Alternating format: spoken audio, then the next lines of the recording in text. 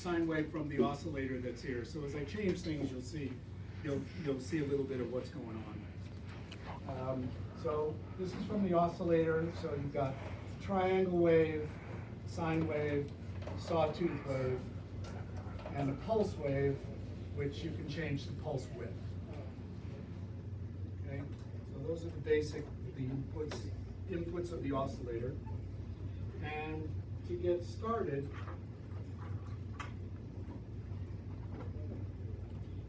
okay, we want to make sure that we've got sound.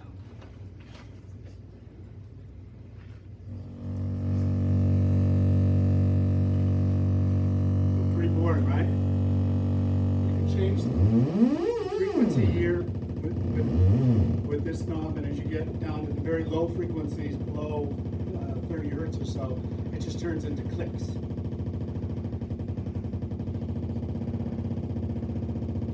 All right, so we can change the frequency here with the knob. That's one way to do it. Another way to do it is to use pitch.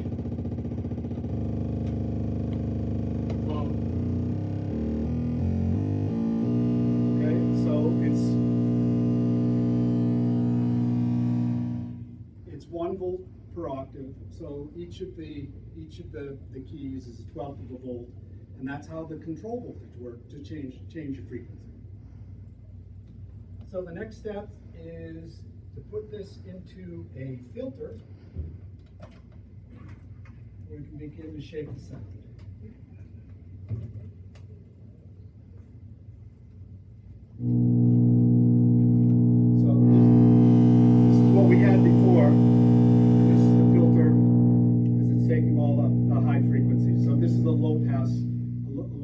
Filter. So you can shape the sound that way. So here we're doing it manually. And then we can do the same thing with the amplifier. I'm just going to do it with a mixer just for now. So we can do that. But now it's time to automate things with control. So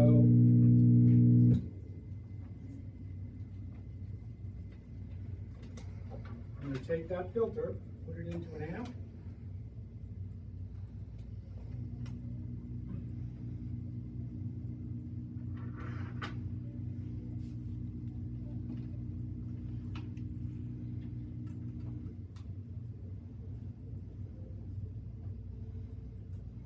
And I'm going to use what's called a sequencer. So each step that the sequencer goes through sends a control voltage, just like turning the knob wherever you set it.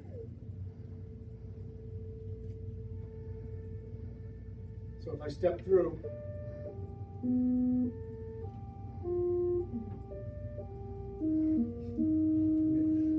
you can change each of the steps to be whatever you want it to be. So if you run this,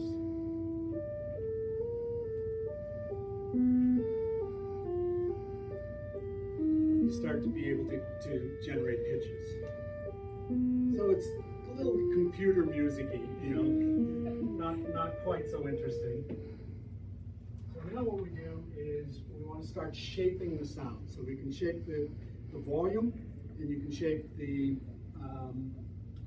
filter using what are called envelopes. So if you think of a sound like a guitar or a piano, it's a very plucky sound, right? So you're going to have what's called a sharp attack. So sound will come on immediately. Whereas if you have a flute or woodwind instrument, the sound will come on quite slowly. And that's what's called an envelope. So you can have a fast envelope or one that ramps up, and then it reaches a sustained level, and then it drops again. So you can make very, very different sounds depending on how you shape the envelope. So I'm going to take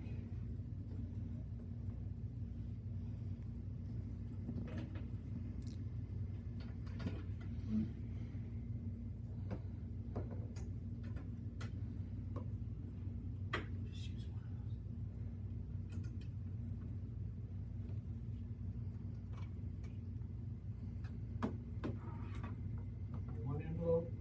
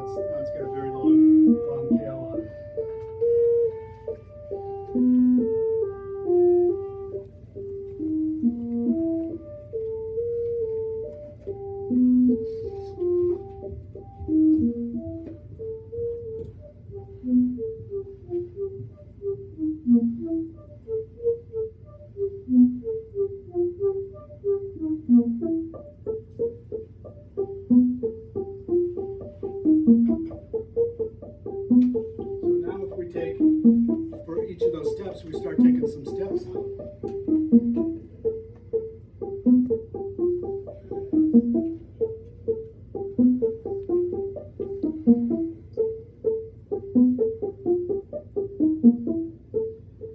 And from here, basically, you can shape the sound with effects.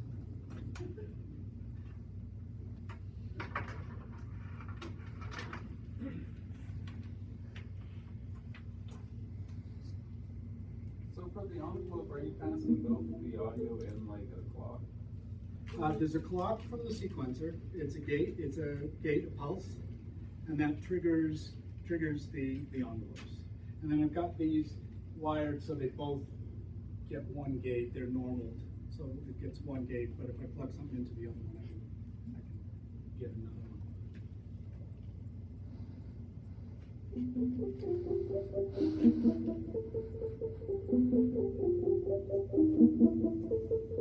So now that's running through a delay.